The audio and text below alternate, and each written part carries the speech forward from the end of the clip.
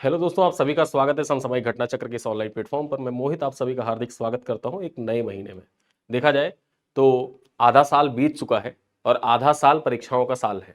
यानी कि 1 जुलाई से लेकर 31 दिसंबर तक आपकी जितनी परीक्षाएं आयोजित होनी है सब इसी ड्यूरेशन में आयोजित होनी है, चाहे वो बीपीएससी का एग्जाम हो, लोअर पीसीएस का एग्जाम हो या फिर अपर पीसीएस का एग्जाम हो। उत्तराखंड पीसीएस की वैकेंसी आने वाली है। सारे एग्जाम जितने हैं ये सारे एग्जाम इन्हीं 6 महीनों में होने वाले हैं।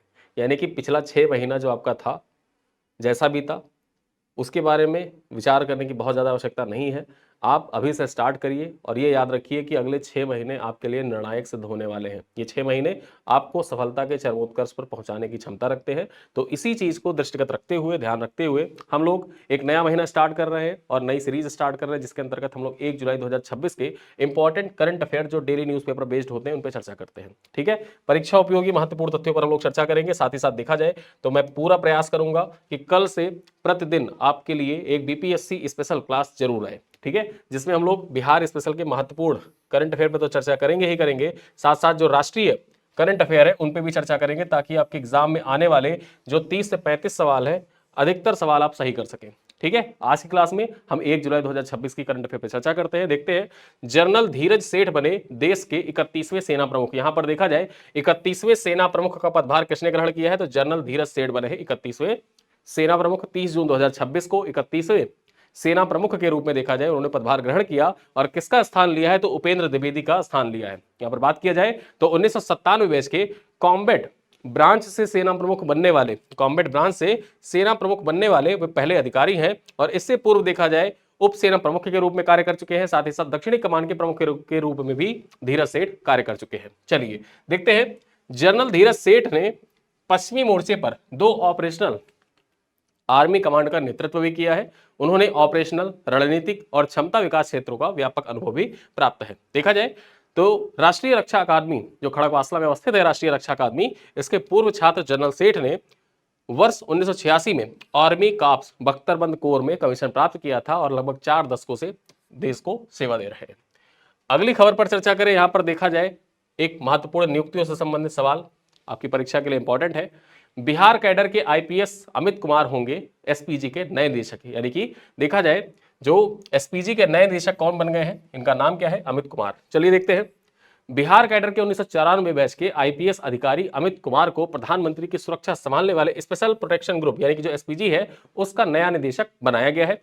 वर्तमान में वे केंद्रीय रिजर्व पुलिस बल में विशेष महानिदेशक के पद पर कार्यरत हैं तथा उनकी नियुक्ति कार्मिक एवं प्रशिक्षण विभाग के आदेश के तहत की गई है। देखा जाए तो अमित कुमार को पहले एसपीजी के विशेष ड्यूटी अधिकारी के रूप में तैनात किया जाएगा, जिससे वे संगठन के कार्यों का अनुभव प्राप्त कर सके।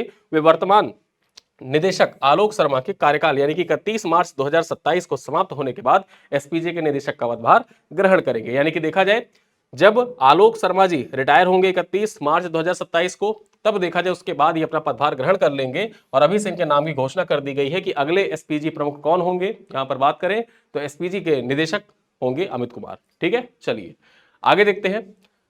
यहां पर बात करते हैं अनमोल इक्का के बारे में।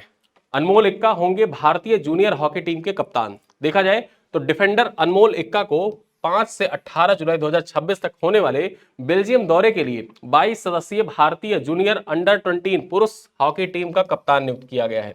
यहां पर देखा जाए तो यह दौरा जूनियर एशिया कप 2026 की तैयारी की महत्वपूर्ण हिस्सा होगा तथा टीम के मार्गदर्शन मुख्य कोच फेडरिक सियोस करेंगे। यहां पर देखा जाए जो भारतीय हॉकी टीम है उसके कोच कौन है, फेडरिक, ठीक, सियोस, फेडरिक सियोस ये भारतीय हॉकी टीम के कोच हैं। देखा जाए भारतीय टीम बेल्जियम ऑस्ट्रिया के विरुद्ध 2-2 तथा जर्मनी नीदरलैंड के विरुद्ध 1-1 मुकाबले खेलेगी, जिससे खिलाड़ियों को अंतरराष्ट्रीय अनुभव भी प्राप्त होगा।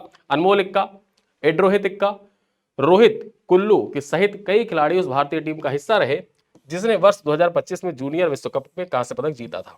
ठीक है, यहां पर देखा जाए 2025 में जो भारतीय जूनियर हॉकी टीम थी उसने विश्व कप में कांस्य पदक जीता था। उसमें अनमोल इक्का, एड्रोहित इक्का और रोहित कुल्लू इत्यादि सम्मिलित थे। आगे चर्चा करते हैं महत्वपूर्ण दिवस आपकी परीक्षा के दृष्टिकोण से इंपॉर्टेंट चार्टर्ड अकाउंटेंट्स दिवस। ये कब मनाया जाता है, आज देखा जाए 1 जुलाई को चार्टर्ड अकाउंटेंट दिवस मनाया जा रहा है।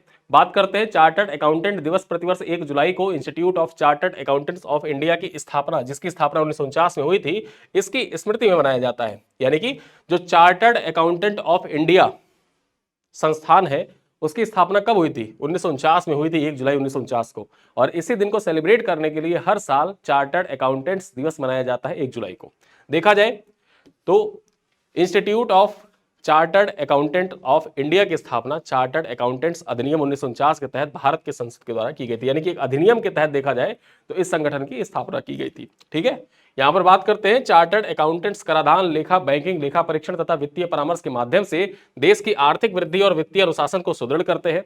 बात करें तो यह दिवस ईमानदारी, पारदर्शिता, व्यावसायिक उत्कृष्टता के प्रति चार्टर्ड अकाउंटेंट्स के योगदान को सम्मानित करने के लिए मनाया जाता है। आगे बात करते हैं वस्तु एवं सेवा कर यानी कि जीएसटी के देखा जाए तो आज 9 साल पूर्ण हो गए हैं। कितना? 9 साल जीएसटी लागू हुए पूर्ण हो गए हैं। ठीक है, 1 जुलाई 2017 को वस्तु एवं सेवा कर लागू किया गया था, जिसने एक राष्ट्र एक कर की अवधारणा के माध्यम से भारत की अप्रत्यक्ष कर प्रणाली को एकीकृत किया। यानी कि जो जीएसटी होता है देखा जाए तो एक प्रकार से ये एक इनडायरेक्ट टैक्स है। ठीक है, और जो विभिन्न प्रकार के इनडायरेक्ट टैक्स होते थे उनको एकीकृत करने का कार्य किया था जीएसटी ने। और कब लागू हुआ था? 1 जुलाई 2017 को लागू किया गया था। यहां पर बात करते हैं जीएसटी ने अनेक केंद्रीय एवं राज्य करों के स्थान पर एकीकृत ढांचा स्थापित किया तथा साझा राष्ट्रीय बाजार के निर्माण और कर प्रणाली में पारदर्शिता तथा उत्तरदायित्व को बढ़ावा दिया। बात की जाए तो वर्ष 2025 में लागू अगली पीढ़ी की जीएसटी सुधारों के तहत कम कर दरें, अधिक छूट और सरल प्रक्रिया लागू की गई, जिससे कर अनुपालन और सुगम हुआ। ठीक है, बात की जाए तो इन सुधारों के लाभ एमएसएमई, किसानों, कारीगरों, निर्यातकों और विभिन्न व्यापार क्षेत्रों के करदाताओं को भी मिला है। और इस प्रकार से देखा जाए तो 9 साल पूरे हो गए हैं जीएसटी के, और 9 साल जीएसटी के जो पूरे हुए हैं तो जीएसटी से संबंधित जो सवाल है आपकी परीक्षाओं में पूछे जा सकते हैं। ठीक है, चलिए आगे देखते हैं पुणे की डायना पुंडोले, इनको देखा जाए इन्होंने इतिहास रच दिया है और इतिहास रचते हुए भारत की पहली महिला फेरारी रेसर बनी है। ठीक है, बात करते हैं पुणे की डायना पुंडोले भारत की पहली महिला बनी है जिन्होंने फेरारी की आधिकारिक रेसिंग प्रतियोगिता में पार्टिसिपेट करने का गौरव प्राप्त किया है। ठीक है, देखा जाए तो फेरारी चैलेंज ट्रोफियो पैरेलरी यूरोप 2026 में भाग लेकर भारतीय मोटर स्पोर्ट्स में नया इतिहास रचा है। यहां पर देखा जाए तो डायना पुंडोले का चयन फेरारी के अंतरराष्ट्रीय रेसिंग श्रृंखला के लिए हुआ है, जो भारतीय महिला खिलाड़ियों के लिए प्रेरणादायक उपलब्धि मानी जा रही है। यह उपलब्धि भारत में मोटर स्पोर्ट विशेषकर महिला सहभागिता को वैश्विक स्तर पर नई पहचान दिलाने की दिशा में महत्वपूर्ण कदम माना जा रहा है। आगे चर्चा करते हैं 29वां राष्ट्रीय ई गवर्नेंस सम्मेलन 2026। यहां पर बात करते हैं 29वां राष्ट्रीय ई गवर्नेंस सम्मेलन का आयोजन 1 से 2 जुलाई 2026 को जयपुर राजस्थान में किया जा रहा है। यानी कि देखा जाए आज और कल जो राष्ट्रीय ई गवर्नेंस सम्मेलन है इसका आयोजन कहां पर किया जाएगा? जयपुर में किया जाएगा। ठीक, अब महत्वपूर्ण यहां पर यह हो जाता है कि इसी दौरान देखा जाए जो राष्ट्रीय ई गवर्नेंस पुरस्कार होते हैं उनका भी वितरण किया जाएगा। तो जब पुरस्कार वितरित होगा तो पुरस्कार किसको किसको प्रदान किया गया है, कौन कौन से राज्य यहां पर सम्मिलित है, वो सारा डेटा फैक्ट्स आपको यहां पर रिवाइज भी कराया जाएगा। ठीक है, आगे चर्चा करें तो सम्मेलन का मुख्य विषय क्या है? विकसित Bharat @2047 AI enabled data driven and secure digital governance इस बार का थीम है। ठीक है, ये थीम आपको याद रखना है। राष्ट्रीय ई गवर्नेंस दिवस जब आपसे पूछा गया था, इंपॉर्टेंट क्यों हो जाता है? इंपॉर्टेंट इसलिए हो जाता है कि 2018 यूपीपीसीएस प्रीलिम्स, यूपीपीसीएस प्री में आपसे सवाल पूछा जा चुका है ई गवर्नेंस सम्मेलन का आयोजन कहां पर किया गया। तो इस बार भी याद रखिएगा कहां पर किया गया है? जयपुर राजस्थान में किया गया है। देखा जाए तो सम्मेलन का उद्देश्य कृत्रिम बुद्धिमत्ता, डेटा आधारित निर्णय प्रणाली, सुरक्षित डिजिटल शासन को बढ़ावा देकर सुशासन को सुदृढ़ करना है। यहां पर देखा जाए तो यह सम्मेलन डिजिटल प्रशासन में नवाचार, श्रेष्ठ प्रथाओं के आदान प्रदान तथा विकसित भारत 2047 के लक्ष्यों को गति देने हेतु महत्वपूर्ण मंच प्रदान करता है।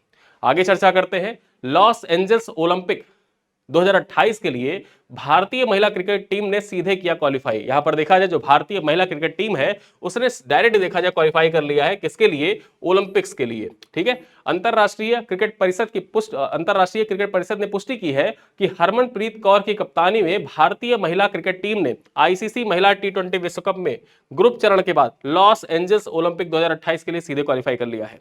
ठीक है, यहां पर बात करते हैं भारत ने नेट रन रेट के आधार पर श्रीलंका से आगे रहते हुए एशिया का एकमात्र स्वचालित ओलंपिक कोटा प्राप्त किया है।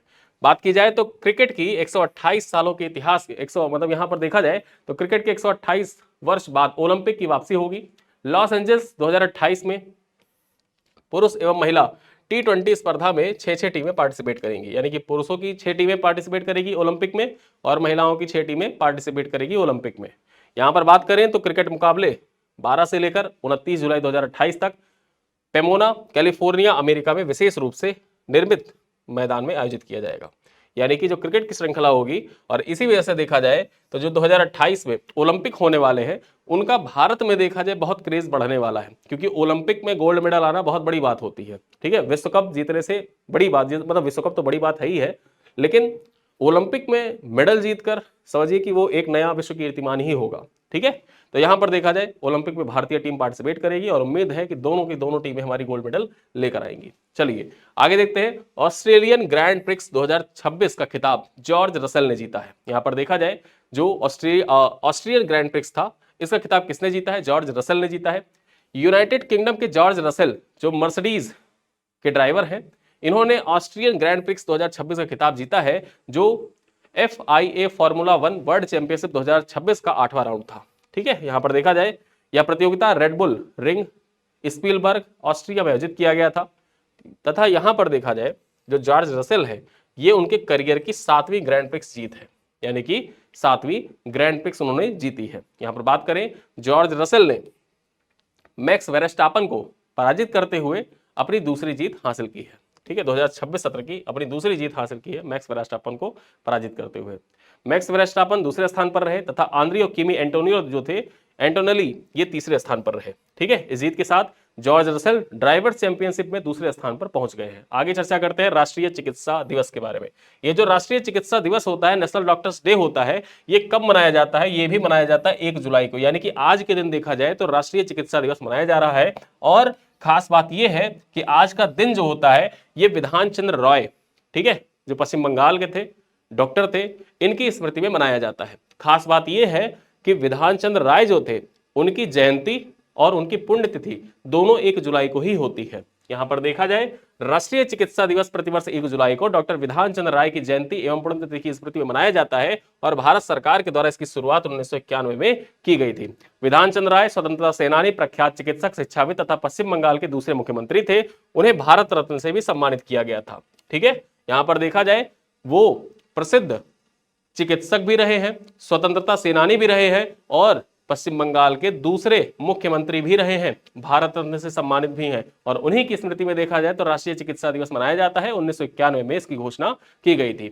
राष्ट्रीय चिकित्सा दिवस 2026 का थीम चिकित्सकों के मानसिक, भावनात्मक और शारीरिक स्वास्थ्य पर विशेष ध्यान केंद्रित करती है। यहां पर बात करें तो नेशनल मेडिकल कमीशन के अनुसार देश में 13.88 लाख से अधिक एलोपैथिक चिकित्सक तथा आयुष प्रणाली से 7 लाख से अधिक पंजीकृत चिकित्सक स्वास्थ्य सेवाएं प्रदान कर रहे हैं। ठीक है, तो ये है कुछ मेडिकल फील्ड में जो कार्यरत डॉक्टर्स हैं उनका आंकड़ा, याद रख सकते हैं, परीक्षाओं में कोट कर सकते हैं। चलिए आगे देखते हैं।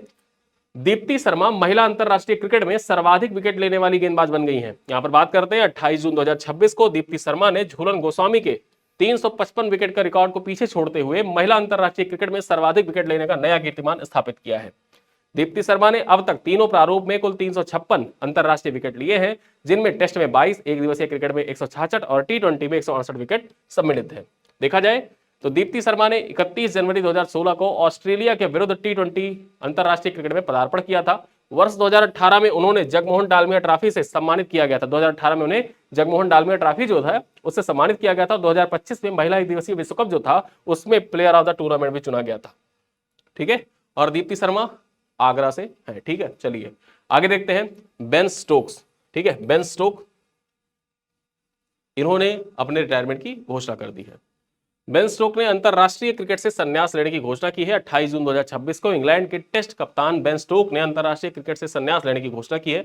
न्यूजीलैंड के विरुद्ध खेला जा रहा है जो तीसरा टेस्ट था, उनका अंतिम टेस्ट होगा। यहां पर बात करें 15 वर्ष के अंतरराष्ट्रीय क्रिकेट के करियर में 2019 में एक दिवसीय विश्व कप तथा 2022 में T20 विश्व कप में इंग्लैंड की खिताबी जीत में महत्वपूर्ण भूमिका बेन स्टोक ने निभाई थी। आपको याद होगा बेन स्टोक ने जो 2022 का वर्ल्ड कप है, T20 वर्ल्ड कप, वो आपको बखूबी याद होगा, क्योंकि उस टाइम पे देखा जाए बेन स्टोक ने ही जिताया था न्यूजीलैंड और इंग्लैंड के बीच में, मतलब इंग्लैंड और न्यूजीलैंड के बीच में मैच हो रहा था, तो वो जो इंग्लैंड की खिताबी जीत थी उसमें बेन स्टोक का ही सबसे बड़ा हाथ था, वरना माना जा रहा था कि न्यूजीलैंड वो टीम जीत जाएगी।